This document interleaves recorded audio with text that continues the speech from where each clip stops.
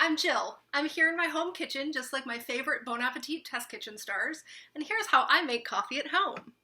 So I use a drip coffee maker, nothing wrong with the classics, and I'm really into using every last drop, so I'm going to top off my final cup of the day here at, it is after 6 p.m., nothing wrong with that.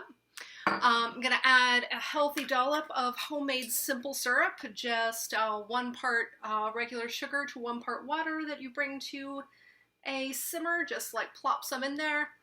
Oh, I live alone, so I can lick that jar there. Oh, wow, they make milk jugs really hard to open on camera.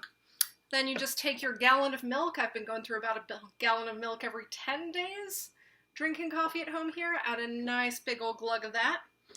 And then you stare directly into the camera and shout about the fact that Sola apparently is not paid for her absolutely exceptional contributions to BA YouTube videos. Are you fucking kidding me? Bon Appetit editor-in-chief Adam Rappaport has a history of racist microaggressions like the brown-faced picture that went viral today, and more importantly, he has a history of allowing white supremacy culture to flourish in the workplace he's responsible for leading. Adam Rappaport should resign. Bon Appetit needs to take profound and sustained action to end racism in its workplace. A workplace, might I add, that is bringing critical joy to so many of us who are only leaving our houses for either essential work or essential protests and nothing else.